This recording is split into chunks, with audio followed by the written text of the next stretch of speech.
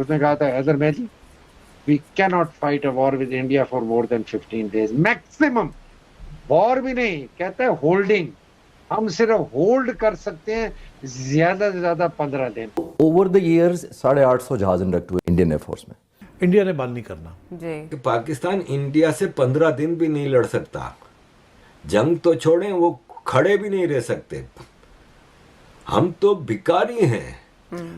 India है, is a major supplier. 15 दिन में होल्ड करके फिर हम जाएं, भागें, लोगों के पैर पड़े, अमेरिका के पैर पड़े, रशिया के पैर पड़े, चाइना के पैर पड़े, इन सो मेनी वर्ड्स। उन्होंने ये जबान तो नहीं इस्तेमाल की, वो बड़ी सोफिस्टिकेटेड बात कि यार हम फिर उनसे कहें कि जंग बंद करें।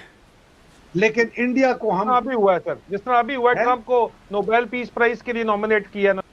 हमने तो जंग रुकवाई है भीख मांग के अमेरिका से और चाइना से, और हम नहीं लड़ सकते भाई। तो अजीज दोस्तों, ये है कि पाकिस्तान के पिछवाड़े में क्या आग लगी थी इस पिछले साल मई की जंग में, ये दुनिया को पता है। ठीक है, अमेरिका ने इनको बचा लिया। अब नहीं होगा ऐसा।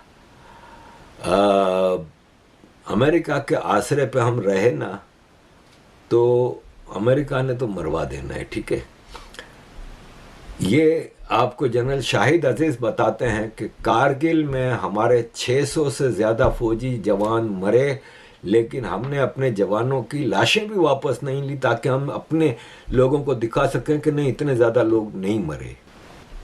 पाकिस्तान का हर जंग में इंडिया के साथ यही हाल हुआ है। 65 की ले लें, 71 की ले लें, इसके बाद ज़ियाउल हक के ज़माने में सियाचिन की ले लें। पाकिस्तान ने जो प्रॉक्सी वॉर्स भी लड़ी हैं पंजाब में, इंदिरा गांधी ने उसको क्रश कर दिया।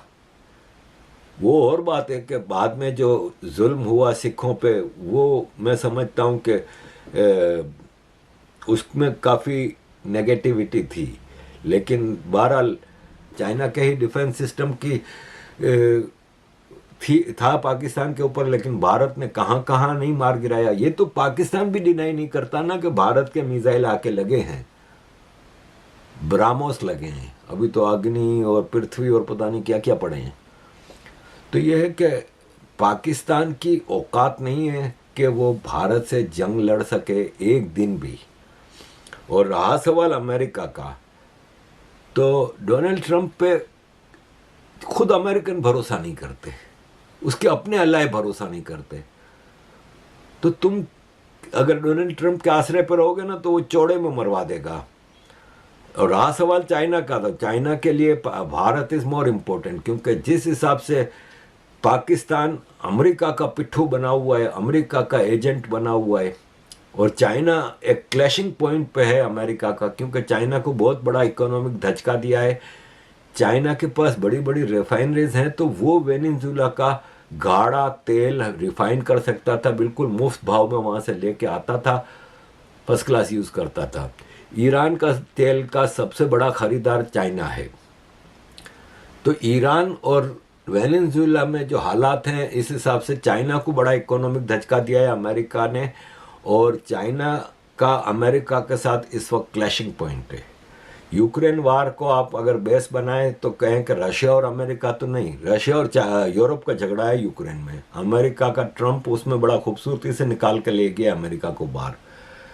तो रशिया से अमेरिका का कोई क्लैश पॉइंट नहीं है, अमेरिका का क्लैश पॉइंट है अब चाइना के साथ। और चाइना किसी सूरत पाकिस्तान पर भरोसा नहीं करता। ये चाइना ने, अमेरिका की एक रिपोर्ट आई थी जिसमें यह कहा था कि इंडिया के साथ चाइना बॉर्डर पे मामलात ख़राब कर रहा है और हमले की तैयारी कर रहा है वगैरह वगैरह। तो चाइना ने कहा सब बकवास है, ऐसा कुछ नहीं। हमारे लिए इंडिया से स्ट्रेटेजिक और लॉन्ग टर्म पर्सपेक्टिव में रिलेशनशिप बनाना बहुत ज़रूरी है, और पेंटागन की रिपोर्ट को हम बिल्कुल रिजेक्ट करते हैं। और आज आपको मैं फिर से याद दिला देता हूं, आप अपना ईस्ट पाकिस्तान सिर्फ इसी गलती की वजह से हारे थे कि आपको ये पता था कि इंडिया अटैक कर रहा है 6 तारीख को, आपने उल्टा अटैक कर दिया 3 तारीख को, क्योंकि ये जो खबर थी आपके यहां ये हमारे ही द्वारा लीक आउट जानबूझ के करी गई थी, एकदम से कुछ होने वाला। और क्योंकि आपने वो 3 तारीख को करी थी अटैक, तो दुनिया अगेंस्ट हो गई कि पाकिस्तान ने ये लड़ाई शुरू करी है, जो कि बड़ा एक इंपॉर्टेंट पार्ट होता है इंटरनेशनल का। इसलिए आपने देखा कि अनफॉर्चुनेटली फॉर यू कि आप वो लड़ाई किस तरह से हार गए। मैं हार और जीत की बात नहीं कर रहा हूं, मतलब उसको दिल पर मत लीजिएगा। अब आगे बात आपने जो कहा है कि कमजोरी, चलिए कोई बात नहीं। कौन सी ऐसी कमजोरी थी जिसमें के हम डरे हुए थे कि आप कुछ कर देंगे? मैं आपको बता देता हूं वो क्या है, इससे पहले कि आप बोलें। आपके पास सिर्फ अब से पहले एक अकेली चीज थी जो हमारी कमजोरी थी, कि हम आपको रिस्पॉन्सिबल न्यूक्लियर स्टेट मानते थे। हमारी ये कमजोरी थी, ये मेरा आकलन है हमेशा से, कि हम आपको जिम्मेदार न्यूक्लियर स्टेट मांगते थे, in spite of the fact कि आपके पॉलिटिशियंस कई बार बड़बोलेपन में काफी कुछ उल्टा सीधा बोल जाते थे, न्यूक्लियर के रिलेटेड, ये रिलेटेड, इस्लामिक बॉम्ब के रिलेटेड, वो क्या हमास के लिए भी बॉम्ब है, ये है, वो सारी बातें छोड़ दीजिए। लेकिन मेरा जो आकलन है कि ये हमारी कमजोरी थी, और हमने इस कमजोरी को 10 तारीख को ओवर कर लिया, कि आज के बाद, क्योंकि हमारे प्राइम मिनिस्टर ने 88 आवर्स में एक नई डॉक्ट्रीन लिख दी, जो वर्ल्ड की shortest possible most aggressive doctrine है।